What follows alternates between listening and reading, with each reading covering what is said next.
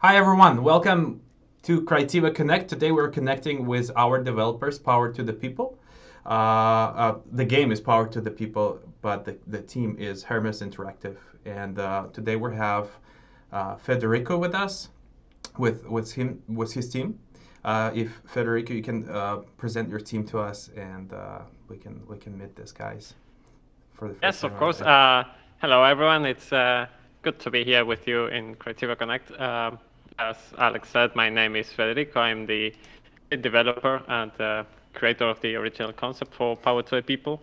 And I'm here with a couple of my team members. Here we have Frederick, who is the brilliant composer, and we have been working together a lot in previous games. And also joining us today, we have Todd from Jersey, Jersey, the British Crown dependency in Northeast State, who is one of our 3D artists, a very young and very talented chap. So, yeah, it's really, really good to be here, and looking forward to talking more about the game and showing you some of the new things we have been working on. Awesome.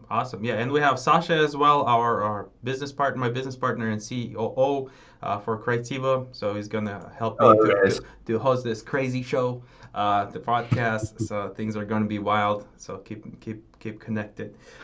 So yeah, thanks guys. Nice to meet you. And yeah, I guess as usual, our first question is like.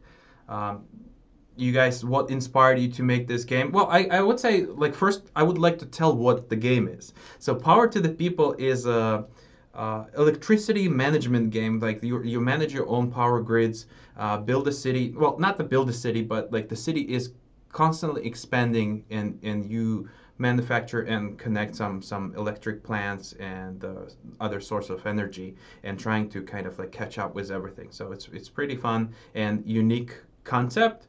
And I would say it's like will be great to know is like what inspired you guys to make a game like that, because it's I mean it's probably safe to say it's very unique, right? Like nobody's really done something like that in the past. Or do you have any Yeah. games that you're using as inspiration still? Oh, definitely. I mean, you could almost see Power to the People as a subset of the city building genre in a way. But I don't think there are many games, or there have been many games where the main focus is put on the power grid managing and the power grid building aspects.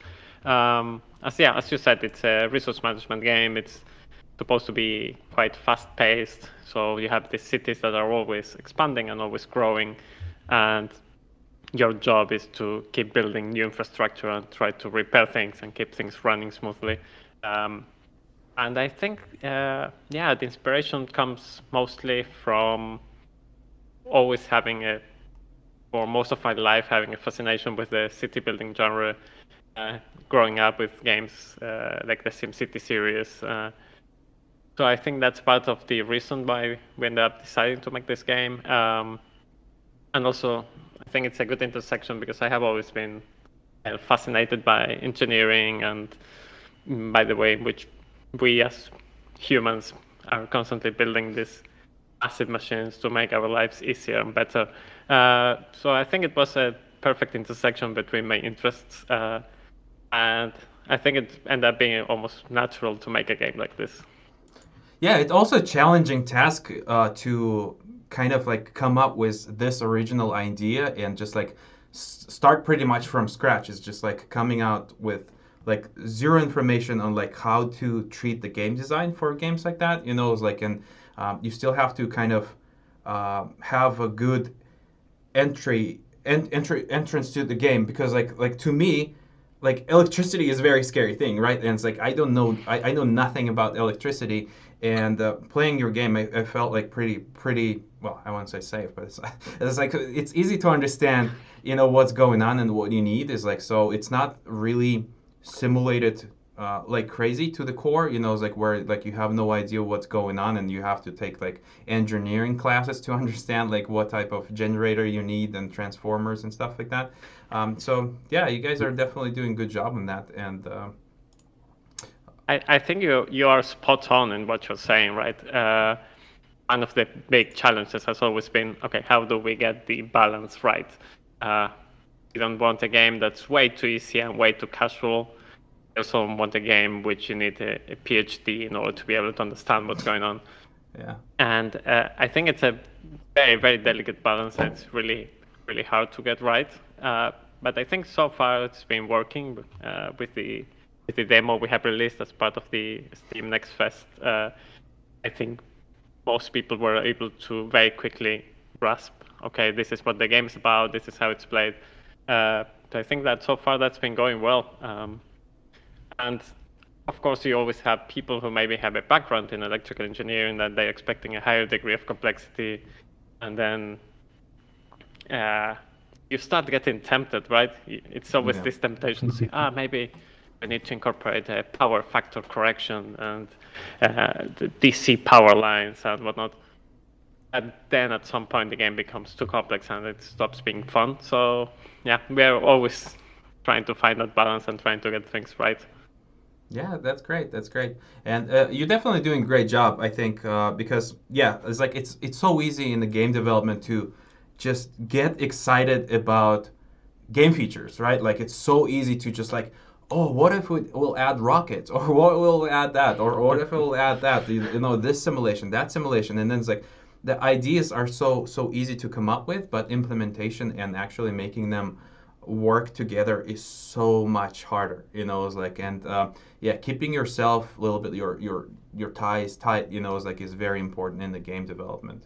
But I guess the main thing as well is like in any game is music, right? And Frederick is responsible for music. Like, can we talk a little bit more about that and learn what inspires you, Frederick, to write beautiful sound tunes for the game? Because when I played it, that's definitely contributes a lot to the peaceful gameplay, and it just works together really well, you know. Oh, thanks. Yeah, of course. Well, it's a lot of things really. This game is, as we talked, it's about electricity and lots of small parts moving.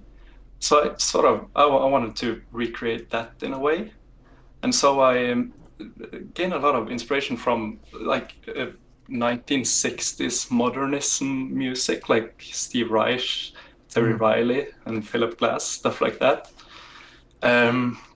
So yeah, I used a lot of those influences as well as basic orchestral influences, and tried to make something out of that. So yeah, the idea was just to make something that is completely random at all times, which is we use a lot of layers that trigger randomly. So I mean, it's mostly the same sound throughout all of the soundtrack, but still there's a lot of, it's always different from one playthrough to the next. So yeah, so that was pretty much the inspiration. Make it sound like it's a lot of small parts moving. That's great. Yeah, it's definitely always a challenge to work with programmers and explain them your vision and like expecting them implementing that perfectly. And it seems like you guys found that middle ground where it just works. Like especially when you trying to convey the mood of the soundtrack, you know, as you play, if it's something getting worse or something getting better. So yeah, that's really important. And Frederick, what's your Sasha, I'm sorry if you want to ask. Yeah, and that's where it's just interesting, like how, Federico, you were able to communicate all your knowledge in, let's say, electrical engineering and engineering overall across your team, because like not everyone, I'm pretty sure, has the degree in that area, and like how basically your communication went across the team. Oh, sorry, was that me? Or do you guys hear me? Yeah. Oh, he's asking you asking Frederick or Federico, because the names are ridiculous. Federico I can take it. Frederick. No Yeah. Whoever can take it.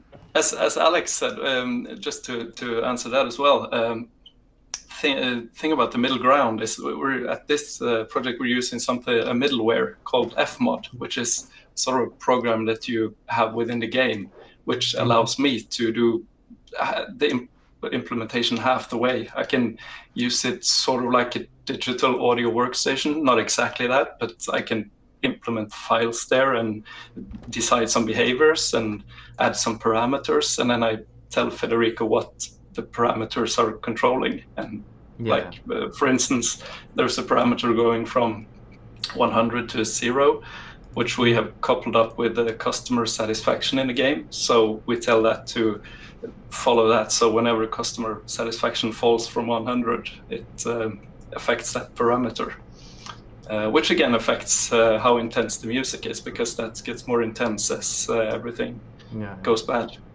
That's cool. That's cool.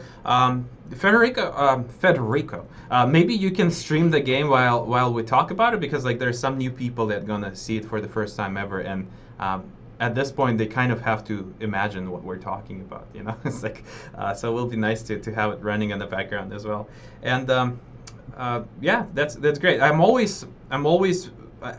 believe that music in any creative work is a art. You know, it's like, yes, you have to have a good game design. Yes, you have to have a good product, like good movie, good story, and things like that. But having the right music for it is very, very important. You know, so the soundtrack is the king. You know, yeah, it's very important. What's your background on that, Frederick? It's like, have you worked on any other games in the past, or this is your first gaming project? Oh, this is me and Federico's third game. So I've worked with Federico on his first game, Winds of Trade, and then we worked together on Automa Chef, and now we're working on this. So yeah, so that's the previous experience. And like the music design has been a bit different from project to project. This is definitely the most advanced one, and the first one we're using middleware. So the past games we just communicated, like by email. I say, so whenever that happens, this one triggers that and this, and yeah. So it's a bit better now. Yeah. But, explaining. But yeah, also. Yeah. Oh, sorry. Please finish. Okay. Yeah. Yeah. And well, about the music for a game, it is, as you say, it is important, but you also have to like hold back. You have to underscore the whole thing and not catch focus too much, except when you want it to do. And that's a delicate balance that takes a lot of time to learn. Yeah. And yeah, still a lot to learn for me.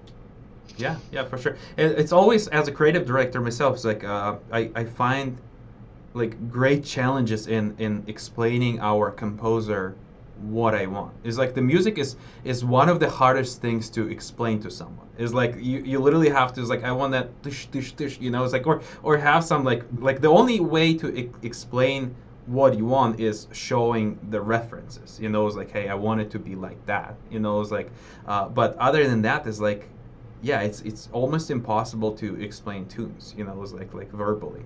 So well, Alex, it seems like Google actually understands some of the tish tish sounds. Yeah. If you type it, it's gonna tell you, especially like Mortal Kombat soundtrack. It's gonna find it. Well, I mean, we can try it for sure a little bit later, maybe. And I'm not good at beatboxing for sure. But so yeah, great stuff. Good to know. And actually, it's, so sometimes dish and stuff like that is actually the best kind of feedback you can get, because if it gets too technical, it could actually not work as well as just trying to explain how you feel about the music and how you feel that it should be, or stuff like that. That's I find that really works. If we communicate well, that really works.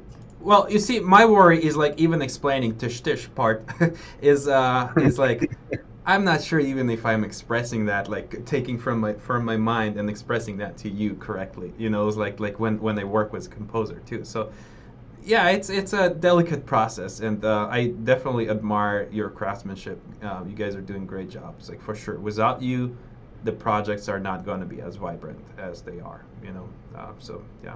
Good stuff. Well, thanks for that. Yeah, exactly. And I think that what I would like to add is when it comes to communication between Fredrik and I, so we have worked together already in 2 other games, so we have known each other for some years now.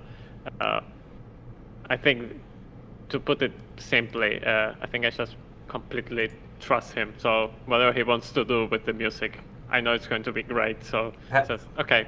you do your thing. Here is Fmod, build up your audio tracks, put on your parameters, do whatever you want, and I know it's going to be great. So I honestly don't even have to worry about that. And Have you ever not tried making- beatboxing to him? It's like through emails. It's like, hey, I want to tish tish tick tock tock took. You know, it's like it's fine. yeah. What I usually do is just I tell him, just paste this in Google Translate and ask the speech synthesizer All to right. read it out, and that's how it's supposed to sound. Yeah. Yeah, Fabulous, yeah. All right, and now it's Todd's That's time. cool. No, I'm just kidding. Well, so I mean, what are you guys like? go ahead, Oh, Sash, sorry. please. Yeah, that's So it seems like you guys, as you mentioned previously, you worked on Winds of Tides and Automotive, and all of them like completely different from each other, and same as Power to the People. So like, how you guys even progress through all those stages? Because it seems like you started with ships, then you slowly move to more management game, and now it's like complete electricity management game. So is this something that you guys just prefer as a genre, or is this something that, again, just closer for you to, like as nature, just how you move through it? the electricity is close as yeah. nature to all of us. Yeah, Especially when you put your fingers in a socket. fork. No, don't try that at home. Yeah. Not an advice. This stream performed by professionals. Don't try I'm this glad at home. that you guys have good lawyers advising you what you can say. I think that He's right there behind they the are- hours. That's Chilling just in the tapping on corner. your shoulder. Yeah. Yeah. Disclaimer time. I think it's been quite natural for us to make this type of games. I mean, even if they are quite different from each other in terms of theme, they still have a thread that's connecting them all together, which is resource management, right? In Winds of Trade, you had to manage your fleet of ships and go from one port to another, buying goods and selling goods and stuff like that. Tomasz was a bit more what's the puzzle genre maybe, but it was still in that connecting thread of resource management, having to place your machines and build your kitchen and trying to make things as efficient as possible and trying to minimize the power usage, trying to minimize the amount of ingredients you were using and whatnot. And now Power to the People is pure resource management. So I think it has mostly to do with the kind of games that we personally enjoy playing. So I think that's what drives us to come back again to the same type of genre, even if we're trying very different themes in all of them. And I think that also for Power to the People, that has also played a role in terms of the way the game looks, right? It has this slightly retro aesthetic that's a bit reminiscent of games like SimCity and Transport Tycoon, which are basically the games that we grew up with. I mean, Fredrik and I, Todd, I think he's significantly younger, so maybe not so much, but he's the fresh blood in this project. Yeah. I grew up with Call of Duty and GTA, so Call of Duty Very and GTA. different. As many millions of others, yeah. Yep. But despite that, it's, the art is beautiful. And Todd, it seems like you're working on an art, right, for the game? Yeah, I do. Yeah. I think So yeah. what would you say like the most challenging part right now, let's say for you to work on it? Because I mean, you guys started with like more simple things, and as we basically worked with you, we saw like a huge progress, especially when you guys start expanding the city and like adding new buildings to the city, and it just like looks gorgeous and very, very different from where you initially started. So like it seems like so, you did a very huge leap forward with that. Well, yeah, I was originally I started as just the environment art, so I was doing all these trees and everything, and then Federico asked me to do some buildings, and I was like, Federico is the most challenging part. So I said, sure, I'll give it a go.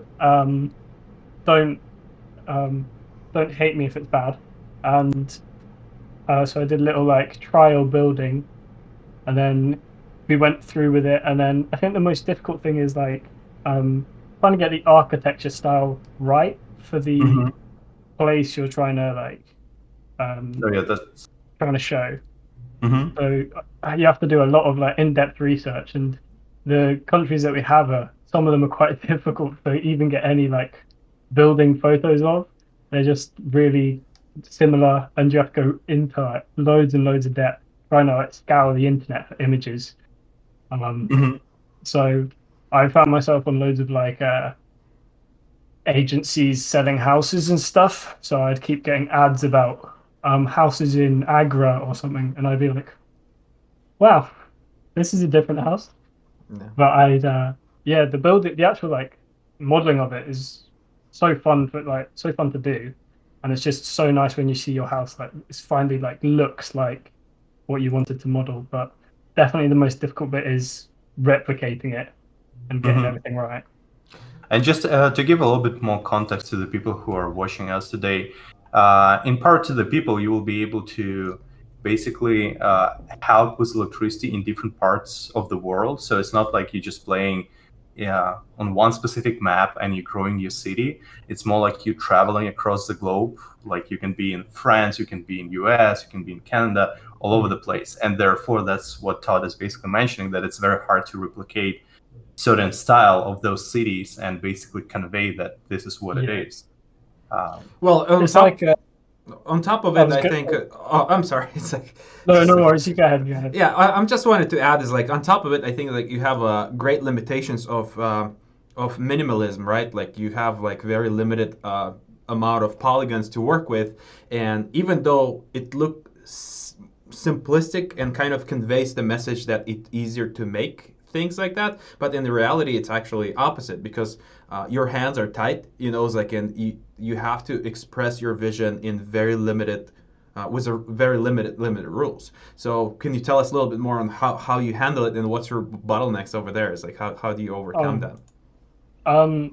well, I usually I'll come up with like when modeling it, I'll send it to Federico, and then he'll come back to me like, "Oh, you need to add these things on if I'm missing anything." And it's really difficult. I was in my third year at uni, um, and I decided that I would focus on low poly stuff instead of doing high poly, really detailed, realistic stuff. I decided to do low poly, so that's why I was quite okay with going ahead with it and modeling really low poly stuff, where it's just like blocks and stuff. But yeah, it's a difficult one. You have to really try to not use as many polys as you can. You have to like really, really simplify it. So like drawing it out into shapes is always good. Yeah. Um, but yeah, as you said, the different because there's different countries and stuff. They also take inspiration from other countries on certain buildings. So then you find there's a crossover of architecture styles. So it's even more difficult then. Nice. But yeah, getting the low poly is always difficult. I just start with boxes and stuff. It's then you can't go wrong from there really. Yeah. So, Yeah. and overall gameplay in the game, it's basically you building all those electrical stations, you connecting them together, and then you powering up the cities that constantly growing, right? Yeah. So what is like the constant challenge that you have to face? Is it the actual growing city, or is it like some kind of natural disaster can happen, or maybe there's like something else? What do you guys think in your vision, like what you would like to be challenging for the players? Yeah, I think the main challenge is always the fact that cities are always growing, population is always growing, and so electricity demand is constantly going to increase over time, and then you have to expand your infrastructure. So otherwise things are going to get overloaded. Your power lines are going to be overloaded. Your substations are going to be overloaded, and therefore everything will start to fail. That would be the main challenge in the game. But then, of course, you also have a whole another layer where you have natural disasters that can get in your way as well, like lightning bolts striking your power lines, trees falling and breaking your cables, solar flares, and so on. So that will also keep you a bit on your toes, even if you think you have everything under control now. Things can still get very challenging. As well as the world is constantly changing in a way. So, for example, at some point, a city may decide that they're going to be replacing their buses with electric buses, and therefore they're going to have a much higher electricity demand. So you're always having to adapt to the changing circumstances. It's cool. It's so interesting and at the same time fascinating because in our real day lives we don't really think too much about it. You know, like it's like, Unless well, we your do power have power, goes yeah, out. that's Unless your powers go down, and then if it goes electricity comes. out, we're like extremely frustrated because it's like, oh, come on, I can't access my computer, I can't do this, I can't do this. It's like it's a chaos. And it's like getting even more frustrated when it's not being fixed for quite a long time. But then if you start thinking about it, as you, Federico, basically mentioned, like what could have happened and what like actually people who are dealing with it have to go through, it's like, wow, that's actually fascinating, and it's a lot of work. So you seems like giving just a little bit of that to try in your game for people like us who are far away from electrical engineering stuff. That's And a to that's see what they actually have to build. that's actually a good question for Federico. Is like, how much knowledge do you have, or all of you guys, how much knowledge do you have in the electric sphere? Is like, do you really know what you're doing? Are you playing with, or are you playing with electricity? Is like, We're just making things up on the spot. Right. No, I mean, I do have some knowledge about how power grids work and how electricity works. It's a bit of a basic knowledge. You could also say that because I have always had an interest in electricity and playing around with electronics and stuff like that, I think that has also helped me pick this up a bit more quickly. But of course, I have also been doing my research and reading actual physical books in paper, like a caveman, Wow. and stuff like that. So I think that it's a bit of background knowledge that I already had, mixed together with my own personal interests, mixed together with some research, and also having our Discord channel that people who are watching should absolutely join. I think that's also a good tool. Because we are constantly getting people joining our channel, and they maybe are even working as part of this legion of people that are maintaining power grids somewhere in the world, and they very often have very valuable input for us. Have you ever had to do any experiments at home and learn a little bit more about Like electricity? overloading your network. I think my lawyer says I'm not allowed to talk about that. So, Oh, okay. no, Good that's lawyer. a no-go. Good lawyer. Yeah. Don't mess up with electricity. That's great. Yeah. And I guess important thing to let everyone who's watching to know is like, because we're planning to run some open close testing, so you'll be able to sign up for the game to try it out in upcoming months. So all that you'll need to do is just like, the safest way to do is like join the Discord channel. I just posted a link, so make sure you stay connected, and anyone who wants to try it out will try it out. So you guys just need to be around, and yeah, team is always open for any kind of feedback. In the past, even I've been reached by some of the engineers, and we kind of like ask them to play. It's like, you definitely should not expect crazy. It's not a simulator game. I would. It's safe to say, right, Federico? Is like, it's a more like arcadey management game where you raise the demand between the demand of the city and what you can supply. It's like, and so simulations is not necessarily the best thing always in the game. So sometimes you have to kind of like cut the corners and make things more arcadey and fun. And I think that's the main challenge in any game, is like, because we're sharing the same DNA with you guys. Like, we're game developers ourselves, and sometimes it's kind of like it's almost like easier to simulate things versus craft them towards the players. You know, it's like, because the simulation is like you have a world data, you can just like grab it and just say it's like, okay, I have transformator, I have like fuse, I have this, and this. Will that be fun? No, it's not. It's not going to be fun. You know, it's like, and that's where you have to think about it, and it's like, okay, how can we make it fun, and at the same time, like, keep that mood, like, just to convey that message that, hey, you're an engineer, you're trying to kind of help the city expand, and yeah, that's really challenging. It's so easy, as we talked earlier, is like, it's so easy to overcomplicate things and overkill it. It's actually harder to keep things simple. And simplicity is usually is the key and the beauty of many projects, you know.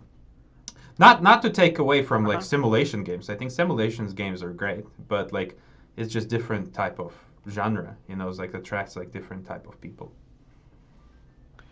Yes, absolutely. I think you're absolutely right there. It's even a bit harder to make simplified version of reality that's fun as a game than just actually trying to recreate every single aspect and getting extremely technical.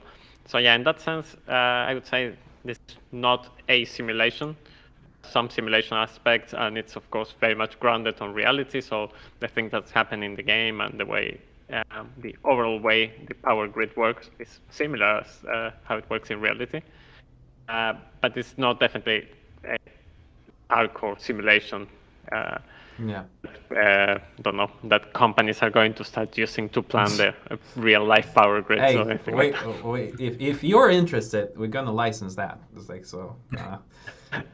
So Federica, can you just quickly go over what's going on your screen and just like explain what you're doing, and just show to people like, hey, yeah, just a main game loop and how everything works in a simple way. Obviously, there's like way too many things to the game, like if you go into details, but like, just if you can overall showcase some things. And yes, absolutely. Yeah. As we said before, the main goal is always to provide people with electricity. So I started playing this game like 10 minutes ago, 15 minutes ago. So it's still in a very early stage. We only have a couple of very small cities. As you can see, we are now playing in Finland. Now it's June, it's the middle of summer, and we have 15 degrees. So we have this, which is the main city at the moment, and it's of a small size still. Then we have the small town here down to the south. And what I have done so far is start building my power infrastructure. I have a small power plant here. It's the one that's going to be producing the electricity that then we have to distribute to customers. And we do so through the use of power lines. I place all these high voltage power lines that you can see here, these transmission towers. And these ones are carrying the electricity to our substations, which is where this high voltage gets converted into low voltage, which is finally what goes to the customers through these power lines that we can see here. You don't want their TVs explode, I would assume, right? That's why you need the converter. Exactly. So high voltage is really good for transmitting power over very long distances. Then the customers need low voltage for their at-home use, of course. How do you decide like how many power lines do you need to run? Like, because as of right now, I see that there are like 3 power lines going to the city that is on top, and to this one there is 2. Yeah, so that will mostly have to do with the size of the city and how much electricity it's demanding from the grid. So right now this is a medium-sized city, so we are going to be okay with just 1 substation and 3 power lines. But the city will continue to grow, of course, and buildings will become taller, and it will continue expanding in all directions. So at some point we'll probably need to add more power lines and another substation, while we keep an eye on the other city that's here in the south, and here in the notification area that there's a new city being built in 5 days from now, so we also have to prepare for that. Oh, I see. So basically right now on the right side, it shows you that there's going to be a new city in 5 days. And each day, as you progress forward, you, I guess, like earning some amount of money that helps you to expand, that basically city is paying to you. right? That's correct. So you are basically selling energy to customers. In the left side, you can see your stats, and that's showing you how much energy you have sold. And then at the end of the day, you're always getting a report that I can show you now. Are your vehicles all electric now? Not yet. We're getting to midnight, and now we can see the end of day report, and this tells us, okay, this is how much electricity we have sold to each customer type, so to houses and factories and shops and so on. And what determines like how much money you're gonna receive? Also, the amount of money you receive is basically dependent on how much energy you're selling, and it also depends on the type of customer. For example, you are charging industries more than you are charging residential customers. So then you have to, of course, deduct all the costs, how much money you have spent to produce that electricity, and how much money you're using to maintain your power lines and maintain your buildings. And now we have made a very decent profit that we can now use to expand our city. The thing is that now, in just a few hours, we're going to have a solar flare hitting us. So we probably have to deal with that first before we start thinking about how can we expand our infrastructure. And hopefully, in terms of power generators, like can you build only factories, or you can build wind turbines and other different power generators? At the moment, you can choose from around a dozen different types of power plants. So you're going to have everything from very small diesel generators that are very good to support your power grid in moments where there's a spike in demand. So you're also going to have wind turbines and solar plants and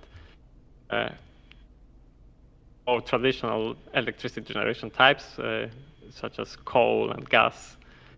And yeah, the thing is, and you need to rethink your strategy depending on which power plant types you're going to be using, right?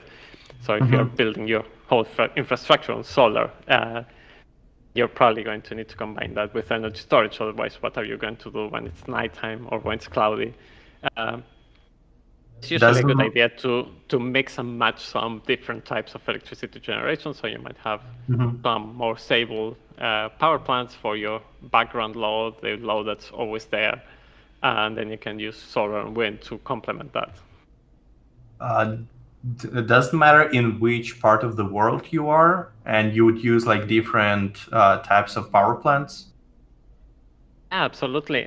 So each type, each level is set, as we said before, in a specific part of the world. And of course, each one has a different climate, and they have different economies, and so on and so forth. So, for example, if you are playing here in Denmark, where it's always very windy, your best bet is going to be to use wind power, right? Because they are going to have a very high output. But for example, maybe if you're playing in a level that's set in Phoenix, Arizona, and one that's set in Cairo in Egypt, where you have plenty of sun, you might want to rethink your strategy in those ones. And as well, in some parts of the world, some electricity types are cheaper than in others. For example, here we're playing in Finland, where these are very, very plentiful. So you can have your biomass fired plants at a lower cost, for example. So all of those factors are going to impact on the decisions you make. So where are the highest cost electricity is in the world? So we'll avoid it. California, for sure. I guess then no. Bitcoin farms don't make California, because they will lose. Do you guys have your lights on? We have 5 employees spinning pedals right now, and it's like, I mean, you see what happened with the lawyer, right? He was spinning too slow. Yeah, I have this guy that's like not impressed. Like, this is one of the electricity manager from the past. Yeah, you guys can see him. He's named Bob. So sorry, Bob. Thank you. All right, goodbye. Oh, we're getting hit by a solar flare. Solar. Yeah, I was So, like, it was like, I remember talking to you in the past, Frederick, it was like about having this dynamic events that can alter your gameplay when you set up things to like, it seems like everything is doing smooth and everything is fine, and then it's like favorite TV show hits the TVs or something, or like the stadium, there's a game in the town, it's like the demand for electricity grows, and at times when you felt like, oh, it's all safe and it's like all peaceful, and the music is nice, and then it's like shit hit fan, and your things start collapsing. It's like, so there's like a domino effect. Like, I think that's a big part of the game, where it's like, if you're not prepared, things are going to get worse. It's like, so it's just like one thing takes another things with it, and it just fails and fails and fails, and then it's harder for you to recover. Yeah, that's absolutely right. It's very easy to end up having like a domino effect if you haven't planned things accordingly. So you need to be very, very careful, and you always need to make sure that you have a backup, that your backup also has a backup. Otherwise, whenever circumstances change, you are going to be in trouble. Yeah. Backupception. Backupception, yeah. It's in a way how things work in reality. Power grids are always redirecting power. If there is a power line that's down, then power might end up taking a different path, and so on and so forth. Todd, are we going to see any disastrous events like tornadoes or fires or anything like that in the future? Is that something that you guys considering, or not yet? Godzilla may be coming out of the water. It's like, it's like, what the city builder without Godzilla. It's like, that's for the time being, I think we are aiming to have at least 4 different disasters. Maybe we'll add more in the future. But for now, we are focusing on those types of disasters that are very closely related to power grids and not expanding too much and going into the usual city builder direction, which is having fires and tornadoes and earthquakes. So we're focusing more on stuff like it's very cold and ice is building on your power lines and they start collapsing and stuff along those lines. Yeah, that's cool. And you also have like the environmental conditions, right? Like, your city doesn't like when you build big factories next to it, so there's some influencement.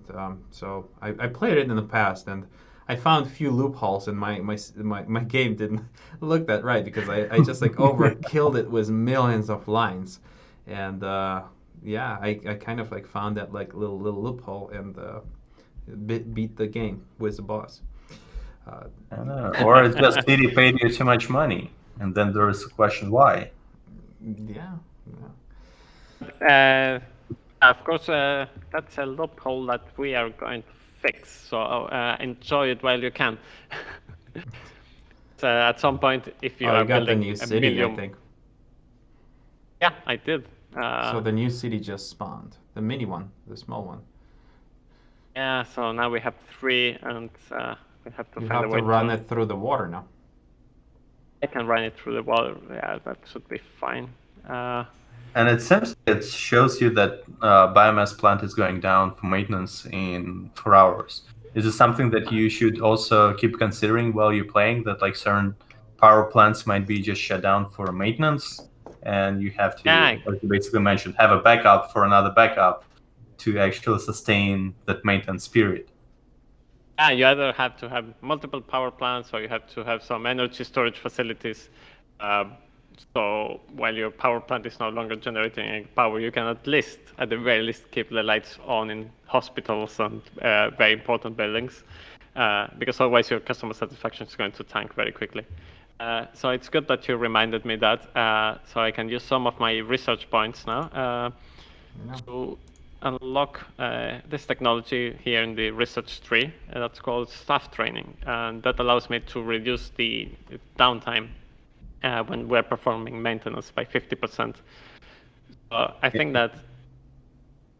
Sorry. I think it would be good to have in real life the same thing.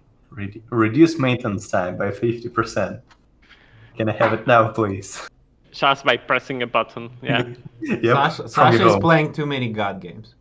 It's like, Well, what can you do?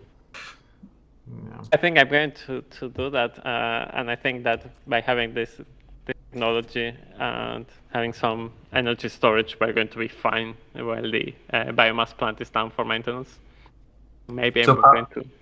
How do you generate those points? Are they being generated over time, or you have to do certain things to generate? They are being generated every day, so they are not depending on what you're doing in the game. You're just getting 1 point every day, and then you can use those points in the research tree and change them for whatever you want. It seems like We your have a whole bunch of the entire city city is. no power, yeah. At least the hospital's still having power, so your trained staff now they know, so they're just like, oh, they don't pay us well. It's like they quit. Yeah. Definitely not generating as much power as we should.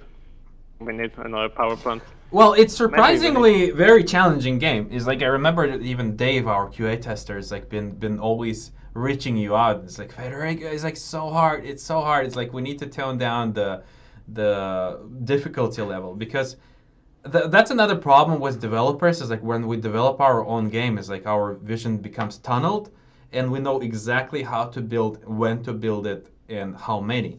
It's like, and when the new players come, they just do weird stuff. They just don't play the same way we play, and you're just like, guys, come on, it's not that hard. It's like, why can't you get it? It's like it's easy, but like in reality, it's just like, yeah, we're getting the tunneled vision, and it's like it's very important. That's why we run this close test, and we invite you guys to try things out.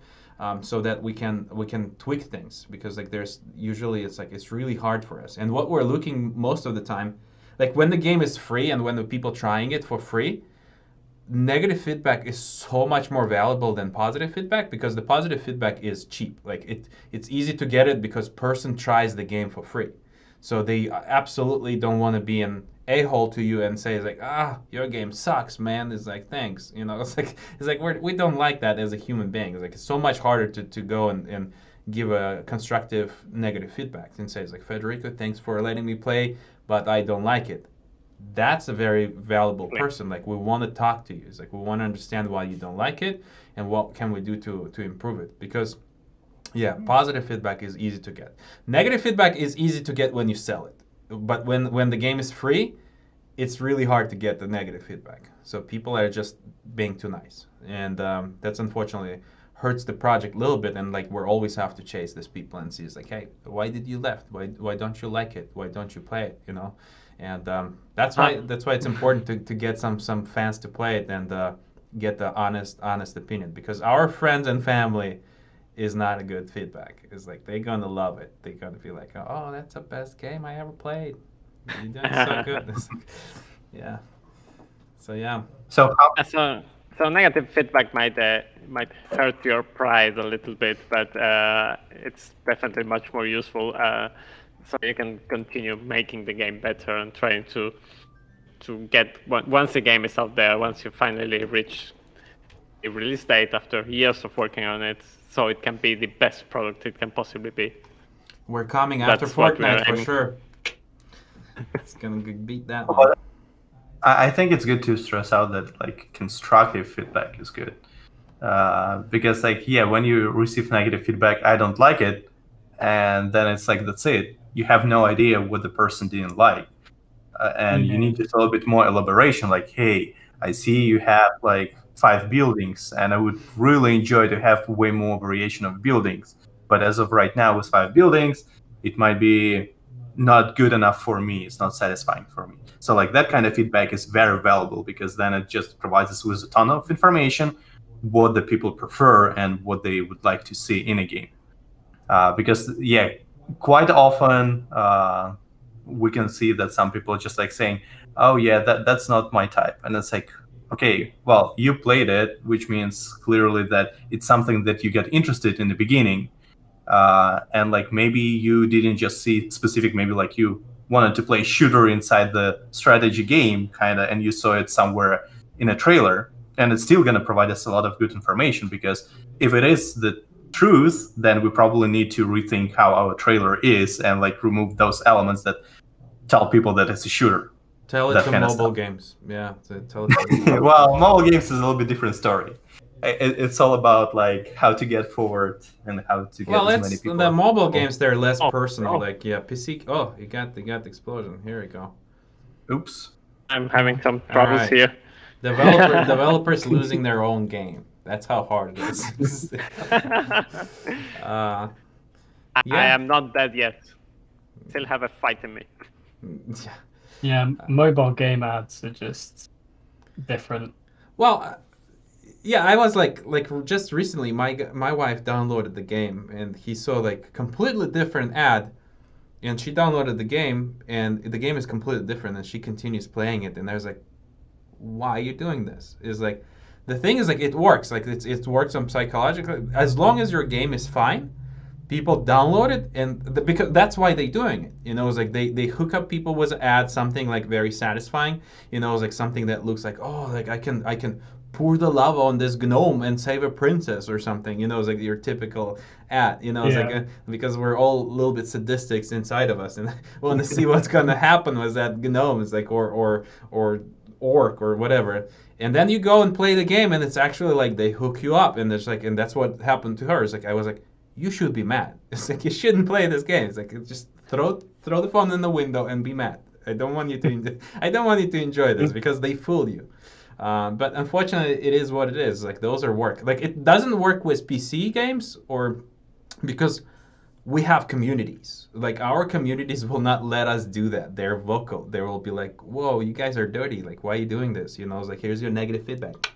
It's like, and they communicate and they talk about it. In the mobile games, you don't have this kind of community. There's like lone wolves. You know, it's like starting from housewives, going all the way to like 5-year-old boy that plays the game. You know, it's like some of them don't care about like what you advertise as long as they launch the game and they like it. You know, it's like, so they need clicks, and conversion just happens naturally. In PC, it's like different world. Like on ads, it's ads is overall is not as advanced on the PC and PC gaming, and so yeah, mobile is different beast for sure. Talking of which, Federico, when are we gonna have power to the people in mobile phone? He dropped his glass of vodka right there. It's like, It's coming to mobile in 2050. 2050. Okay. Now you can look forward to release on PC. Well, you probably will be able to just like launch it on 2050. You don't even need to port it. It's like the phones are On your probably, calculator. if the at that phones are point. going to be more powerful than what we have right now in 2050. I can I say I guarantee that? Let's say you guys keep that in mind. 2050, we come back to this stream, and we check how powerful. No, your phone is. we're slowly reaching the limits, I think. But yeah, I think we already said that. No, 20 wait years wait ago, for and the then breakthrough. 10 years ago. Just look Yes. at the latest iPhone. It has a better camera. It's like iPhone 13. It's like they move I the think it's camera gonna be- around, and it's like, yeah, it's sharper now. I think it's going to be inside our head in 2050. Oh, Yeah, it'll be a chip. It'll be a chip inside our head. you guys giving people crazy ideas. I don't know. It's like, imagine if they mess something up. It's like, I was thinking, it's like, would you want to be uploaded to the internet, right? Like your consciousness. But the problem was that, imagine how scary it is. It's like, what if like we all experience anxiety at certain cases, but like, what if you get in that state of anxiety forever? It's like you get like somewhere in like little tube, you know, it's like of internet, and you just like freak out 24/7 forever. That's your hell. We invented it. Like, welcome. It's like yeah. Okay, thank you for giving me something to have nightmares about. Yes. Well, we need to That's spice very up kind. conversation a little bit. You guys talking about only good things, and it's like hey, a little bit philosophical talk will not hurt. A digital hell forever. Yeah, that doesn't sound great. Nightmares. Especially Nightmares if of it being has ads, stuck. it would be even worse. Just watching ads for the rest of eternity. Watching mobile phone ads. Mobile You, game ads. you guys cruel.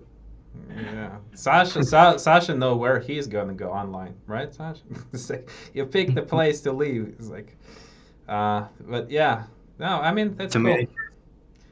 Well, I mean, if you guys have anything else to add, is like maybe like to tell us a little bit more about your future plans, what we're planning to see in the game, and yeah, we can start slowly wrapping up. It's like, it was a pleasure to chat with you guys, but yeah, it's like, can you tell us really quick, is like when the game is releasing, what people can expect, like maybe how many cities, how many regions, how many buildings, how many soundtracks, how many 3D models, and stuff like that.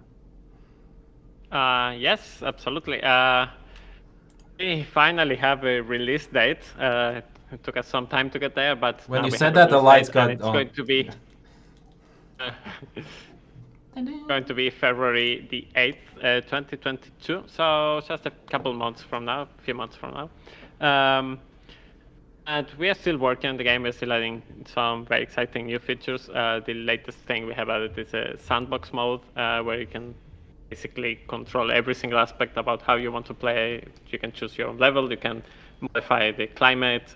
You can decide how quickly cities grow, and so on and so forth.